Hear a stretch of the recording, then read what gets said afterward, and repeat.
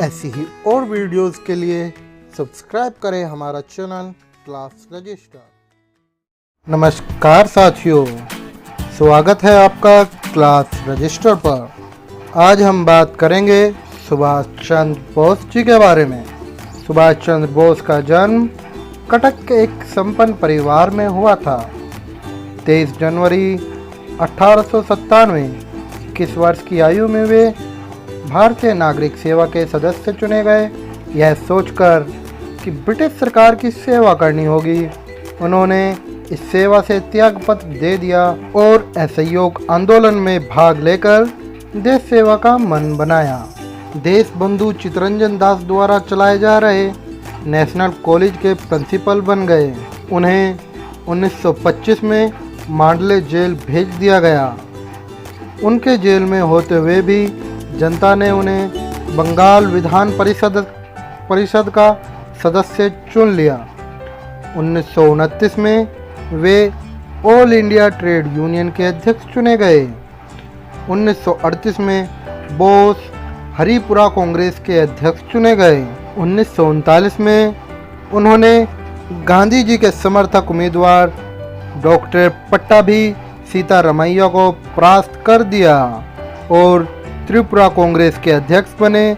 लेकिन जब उन्होंने देखा कि गांधी जी व अन्य कांग्रेसी नेताओं का साथ उन्हें नहीं मिल रहा, तो उन्होंने कांग्रेस की अध्यक्षता से त्यागपत्र दे दिया। 15 जुलाई 1943 को उन्होंने 60,000 से कुछ अधिक भारतीयों को लेकर आज़ाद हिंद सेना की स्थापना की और वे भारतीय स्वतंत्रता लीग के अध्यक्ष भी हो गए। देश से निकलने तथा पेशावर और काबुल होकर जर्मनी जा पहुंचने की कहानी उनकी साहसपूर्ण कार्य को दर्शाती है। जून 1943 में वे जापान के प्रधानमंत्री जनरल टीजो से मिले। 21 अक्टूबर 1943 को बोस ने स्वतंत्र भारत की अस्थायी सरकार की स्थापना की। फरवरी 1944 से अप्रैल 1945 तक आज़ाद हिंद फौज ने मित्र राष्ट्रों की सेनाओं के विरुद्ध वीरतापूर्ण अभियान चलाया। बोस के विचारों पर प्रभाव। बोस पर विवेकानंद तथा अरविंद की रचनाओं का विशेष प्रभाव था। विवेकानंद के इस कथन की अपने मोक्ष के लिए संसार का हित कीजिए का बोस पर गहरा प्रभाव पड़ा। अपने ग्रंथ द इंडियन स्ट्रगल में सुभाष चंद्र बोस ने भारतीय इतिहास की समीक्षा की और उनका कहना है कि हिंदुस्तान को समझने के लिए 2 बातों का जानना जरूरी है। जो लोग इस इतिहास को कुछ सदी पुराना बताते हैं, वे इसके साथ न्याय नहीं करते। दूसरी बात यह है कि जब से ब्रिटिश शासन देश में आया है, तब से पहली बार देश ने यह महसूस किया कि वह एक पराजित देश है। हिंदुस्तान के इतिहास में भी जब प्रगति का युग आया तो सभ्यता और संस्कृति अपने चरमोत्कर्ष पर थी। जब जब देश ने प्रगति का युग देखा है, तब तब यह अनुभव किया गया है कि इसका आधार नए विचार और नए नौजवान होते थे। जब जब हिंदुस्तान में विरोधी सत्ता आई, भारतीयों ने उसे आत्मसात कर लिया। पहली बार ब्रिटिश लोग ऐसे आए जो हिंदुस्तान के अन्य लोगों के साथ घुल मिल नहीं सके। बोस आगे कहते हैं, हमारे पूर्व पुरुषों की सबसे बड़ी भूल यह थी कि वे ब्रिटिश फिरंगियों का चरित्र नहीं समझ सके। दूसरे, जब वे इन लोगों को समझे, तब तक 1857 का विफल हुआ। ब्रिटिश लोग इससे घबराए। उन्होंने सबसे पहले सारे देश को निहत्था किया ताकि एक छोटी सी सेना से उस पर प्रशासन किया जा सके। दूसरी ओर 1857 के विप्लव से ही उन्होंने देसी राजाओं के प्रति अपनी नीति बदली। सन 1918 में उन्होंने देखा कि हिंदुओं की जाति प्रथा का लाभ उठाकर अपने आप को दलित का वर्ग मसीहा बनाना शुरू किया और पढ़े लिखे दलितों को दलित वर्ग का प्रतिनिधि मानना शुरू कर दिया अंग्रेजों ने। बोस के राजनीतिक विचार। बहिष्कार और गोरिल्ला युद्ध। बोस बहिष्कार और गोरिल्ला विधि को अपना राजनीतिक अस्त्र मानते थे। उन्होंने गांधी जी के भारत छोड़ो आंदोलन को गोरिल्ला युद्ध का नाम दिया तथा जर्मन से भेजे अपने संदेश में कहा, हमें इस बात का ख्याल रखना चाहिए कि हमारी यह कार्यवाही सारे देश में फैल जाए ताकि ब्रिटिश सरकार की पुलिस और सेना हमारा पार ना पा सके। हमारे सामने लक्ष्य हो सरकार को हर तरह के टैक्स देना बंद कर देना, हर उद्योग के मजदूर को जहां तक संभव हो उत्पादन ना होने देना, गोरे अफसरों के यहाँ जो घरेलू नौकर हैं वे अपनी मालिकों से ज़्यादा पगार की दरकार करें और ठीक से सेवा भी ना करें। देश की जनता के नाम अपने एक अन्य प्रसारण में उन्होंने जर्मनी से बोलते हुए कहा, ब्रिटिश माल का बहिष्कार, विदेशियों का कतई बहिष्कार, जो लोग विदेशी सरकार के पिट्ठू हैं उनका सामाजिक बहिष्कार करें। सरकारी प्रतिबंधों के होने के बावजूद जनसभाएं और प्रदर्शन जारी रखें, गुप्त समाचार पत्र निकाले जाए और गुप्त रेडियो स्टेशन चालू किए जाए। उन्होंने सन 1939 में फॉरवर्ड ब्लॉक की स्थापना की, जिसका उद्देश्य भारत की आज़ादी लेना था। फॉरवर्ड ब्लॉक ऐसी विदेशी नीति का समर्थक था जो यथार्थवादी हो। फॉरवर्ड ब्लॉक इस बात का भी पूरा समर्थक था कि आज़ादी के बाद वाला समाज समाजवाद के सिद्धांतों पर निर्भर हो। लेकिन इतनी बात जरूर है कि हमारा आज़ाद देश पूंजीपतियों, जमींदारों और जात बिरादरी से मुक्त होगा। वह एक सामाजिक राजनीतिक प्रजातंत्र होगा। जो दल भारत के पुनर्निर्माण को आगे बढ़ाएगा उसका नाम साम्यवादी संघ रखेंगे।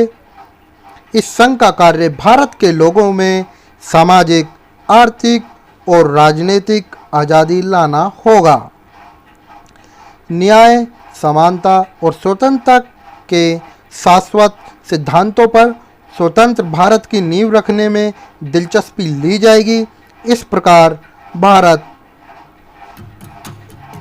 दुनिया को वह संदेश देने की स्थिति में होगा जो उसे विरासत में मिला है।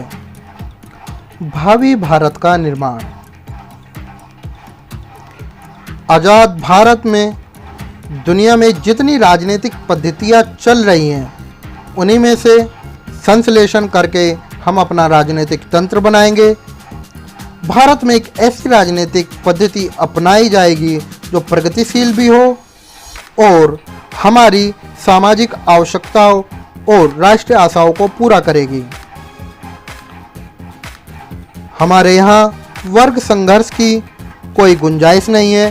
स्वतंत्र भारत के शासन को समाज का चाकर बनकर काम करना होगा। आज़ाद भारत के सामने तीसरी समस्या शिक्षा की होगी। हमारा काम होगा कि जल्दी से जल्दी हम हिंदुस्तान के हर व्यक्ति को साक्षर कर दें।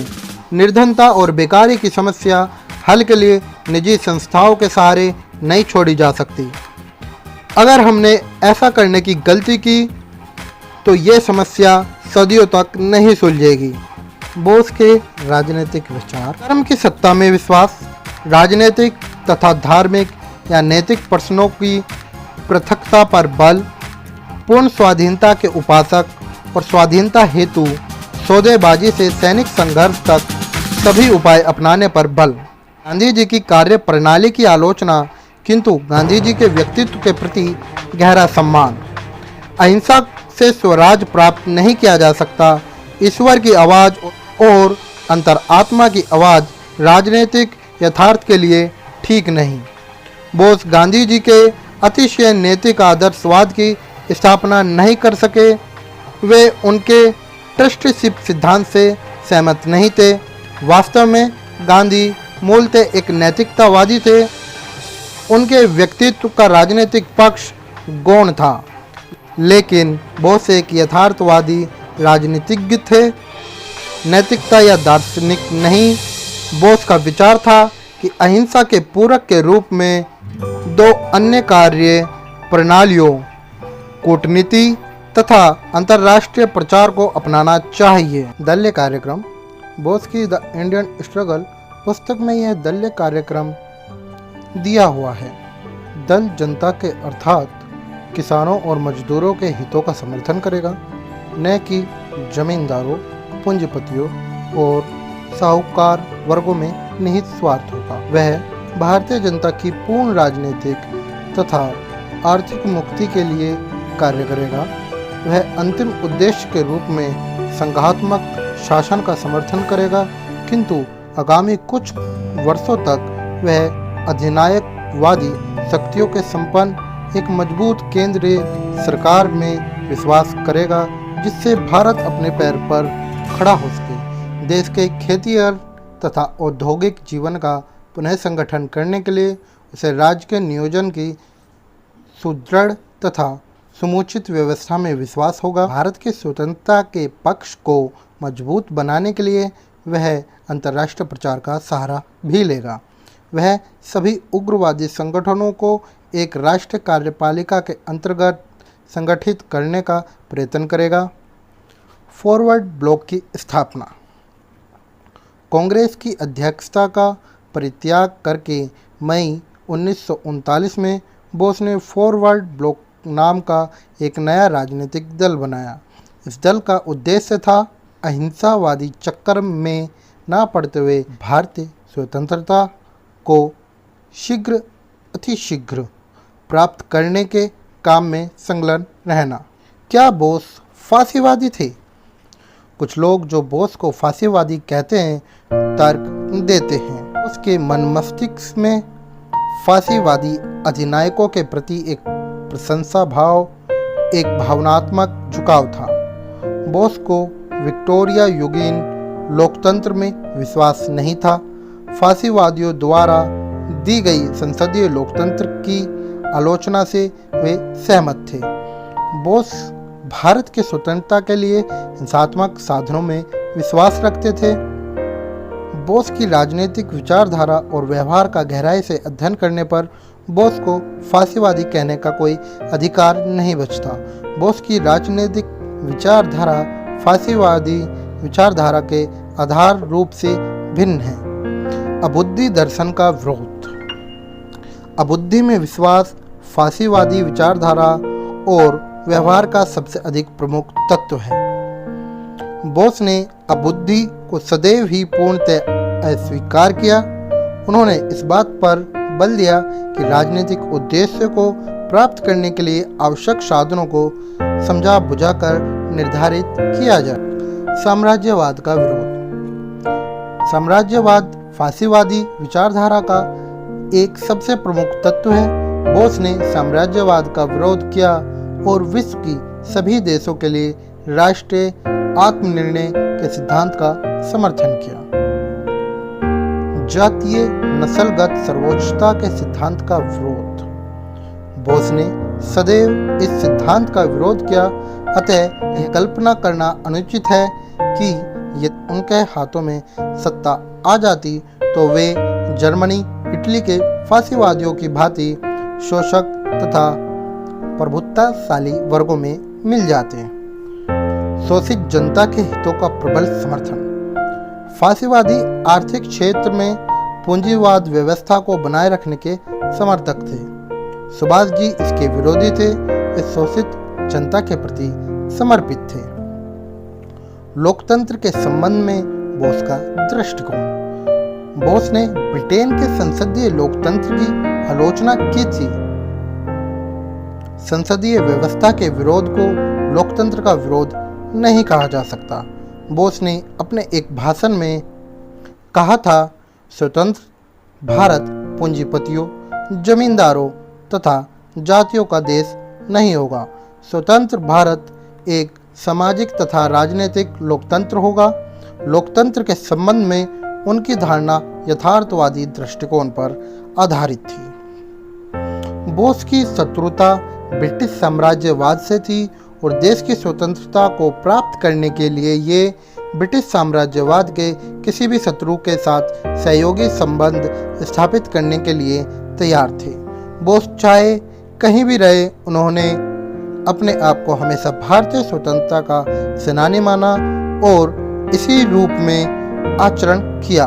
1946 में आज़ाद हिंद सेना के नायकों पर अभियोग के समय भारतीय जनता ने इन नायकों के प्रति जो सहानुभूति प्रदर्शित की, उससे भारतीय जनता पर बोस और आज़ाद हिंद सेना का प्रभाव स्पष्ट हो जाता है। उपयुक्त विवेचना से स्पष्ट है कि बोस को फांसीवादी दर्शन के समय आधारभूत दार्शनिक अथवा राजनीतिक सिद्धांतों में विश्वास नहीं था। बोस फांसीवादी नहीं थे, वे सच्चे राष्ट्रवादी और सच्चे देशभक्त थे। स्वतंत्र भारत के आर्थिक निर्माण का सपना। जैसे ही हिंदुस्तान आज़ाद होगा, उसके सामने बड़ी समस्याएं राष्ट्र प्रतिरक्षा होगी। राष्ट्र प्रतिरक्षा इस प्रकार करनी होगी, आगे कोई हमारी तरफ आंख उठाकर ना देखे। जिन शस्त्रों को हमारे देश की प्रतिरक्षा के लिए आवश्यकता होगी, उसको बनाने के लिए हम बड़े उद्योग लगाएंगे। राष्ट्र की दूसरी आवश्यकता निर्धनता और बेकारी को दूर करने की होगी। नवीन भारत में हम देशभक्ति का धर्म अपनाएं और पालन करें। यह प्रश्न कई बार सुभाष चंद्र बोस से पूछा गया कि आप आज़ाद भारत में किस राजनीतिक पद्धति को पसंद करेंगे। उनका उत्तर था कि दुनिया में जितनी राजनीतिक पद्धतियाँ चल रही है, उन्हीं में से संश्लेषण करके हम अपना राजनीतिक तंत्र बनाएंगे। बोस का योगदान चाहे मौलिक और महत्वपूर्ण ना हो, किंतु आधुनिक भारतीय राजनीतिक चिंतन में उन्होंने राष्ट्र स्वतंत्रता और समाजवाद के विचार को लोकप्रिय बनाया। देश को ब्रिटिश साम्राज्यवाद की बेड़ियों से मुक्त कराने के आदर्श के प्रति उनकी निष्ठा तथा राष्ट्र के लिए उन्हें जो घोर कष्ट सहन किए, उसके कारण उनके व्यक्तित्व और कार्य की महत्ता भारतीय इतिहास के स्थायी रूप से प्रतिष्ठित रहेगी। 8 अगस्त 1945 को टोक्यो जाते समय मार्ग में विमान दुर्घटना में उनकी मृत्यु हो गई। ऐसी ही और वीडियोस के लिए सब्सक्राइब करें हमारा चैनल क्लास रजिस्टर।